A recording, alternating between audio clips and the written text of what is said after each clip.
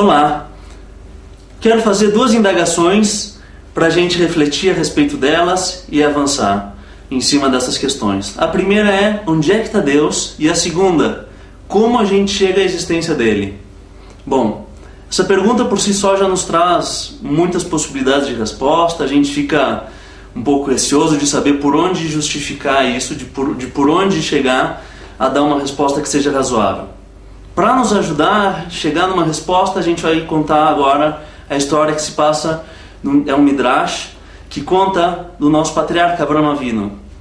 O Midrash diz que em um determinado momento, Avraham Avinu, ele percebe que existe um Deus, e ele chega a essa conclusão observando as coisas que ele tem à volta dele. O pai dele construía ídolos, construía deuses de madeira e comercializava esses ídolos. Avraham Avinu, ele discordava com aquilo, obviamente, sabendo que existia só um Deus. O que acontece? O Midrash conta que em um determinado episódio, Avraham Avinu destrói todos os ídolos que o pai dele tinha no comércio dele e ele deixa só um em pé. Bom, o pai dele chega e fica impressionado. O que aconteceu aqui?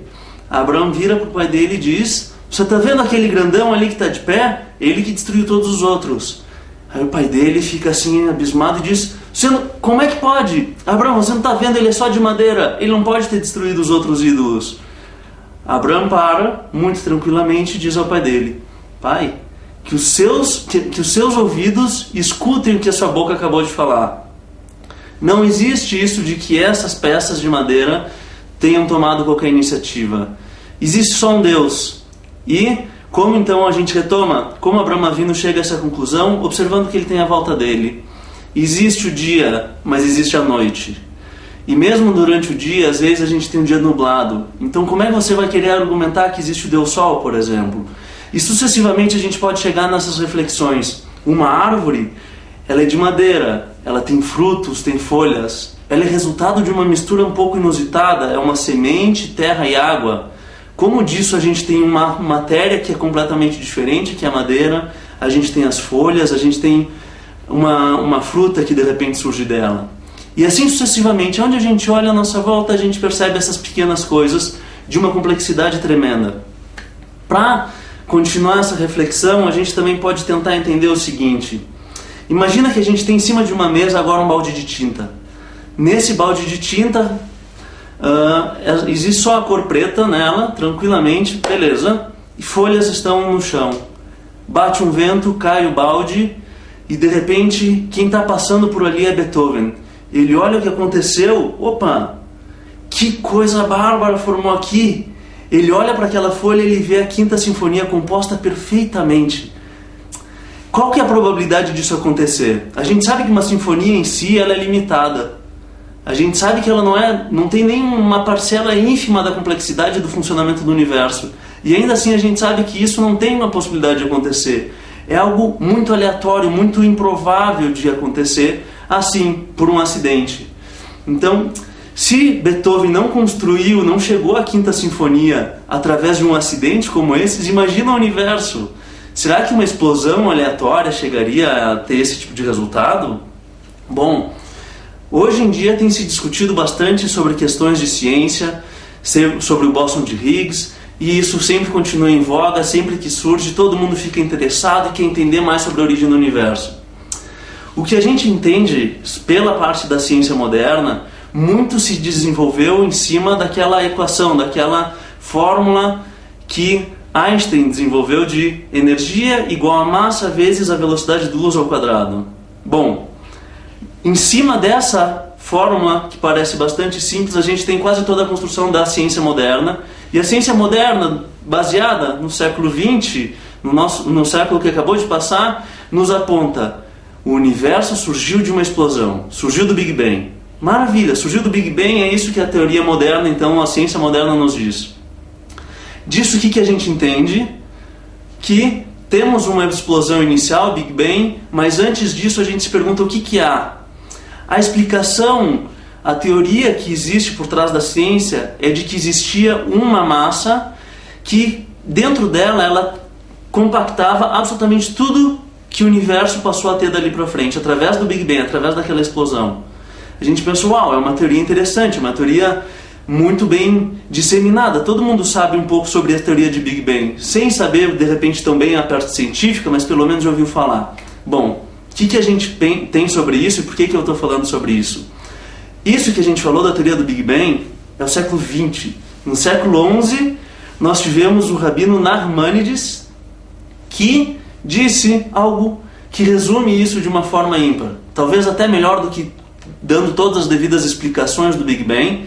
Nachmanides dizia que todo o universo, em um determinado momento, ele chegou a ser compactado em um grão, algo que seria até próximo ou até um pouco menor de 1 grão de semente de mostarda. Uau! Isso um rabino, então, Nachmanides nos apresenta no século XI. A gente tem quase 10 séculos de diferença para surgir uma nova teoria que, uau, parece revolucionária, e ela diz a mesma coisa.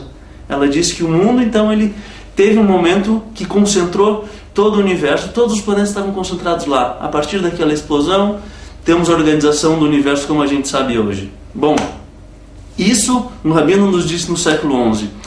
A gente se pergunta agora, voltando para a nossa questão, sobre onde é que está Deus. Se Deus realmente tomou a iniciativa de fazer essa explosão, a gente tem que entender por quê. Não seria muito mais fácil Deus deixar as coisas de uma forma explícita, que todo ser humano ao nascer sabe, existe um Deus, esse Deus é único, enfim, é algo que é consenso entre todas as pessoas. Existe um Deus. Bom, ele poderia ter feito isso, é óbvio, mas aí a gente perde um mérito muito grande. Vamos retomar agora, a gente pensa sobre Abraão Avinu. Será que ele não teve que parar, que refletir, que se perguntar, que se indagar muito e pesquisar, estudar a respeito daquilo que ele tinha à volta dele, com os recursos que ele tinha disponíveis, até chegar à conclusão de que existia um Deus? Bom, se o nosso patriarca chegou a isso na época dele, usando a lógica, a gente também pode fazer isso agora e em qualquer outro momento. E aqui é que tem um conceito muito interessante do ocultamento de Deus. O ocultamento de Deus pode ser conhecido como tzimtzum. Ele se esconde justamente para que, ao você buscar a existência dele, você tenha que chegar pelos méritos próprios. Qual o objetivo disso? Por que ele se esconde? Para você ter esse mérito. Sem isso, você não teria o livre-arbítrio de acreditar ou não em Deus, de acreditar que de repente o mundo é quadrado. Então você tem que ter livre-arbítrio. Então é através disso que a gente desenvolve e tem essa capacidade de ir atrás da existência de Deus como Ele é. A gente buscando aquilo que tem na nossa cabeça, observando as coisas às nossas voltas, cada um com seu conhecimento. Não importa se é engenheiro, se é estudante de farmácia, não importa a sua formação, a sua intenção, o seu estudo, você vai ter condições de chegar usando a sua própria lógica em alguns pontos que vão lhe levar para isso. Então, o recado que eu quero deixar aqui para vocês agora é que busquem sempre pesquisar, se indagar. É normal às vezes a gente ter aquelas questões filosóficas e muitas vezes o que a gente faz? A gente para de refletir nelas, muda o canal da televisão e pronto, esquece, vai para o próximo programa. Então vale a pena às vezes a gente se perguntar sobre essas questões, que elas são mais importantes. Elas dão significado para cada dia. A gente acorda, a gente se levanta, o que a gente tem que fazer? Cada dia tem um valor. Então, pessoal, Shabbat Shalom a todos. Se perguntem, pesquisem e até a próxima.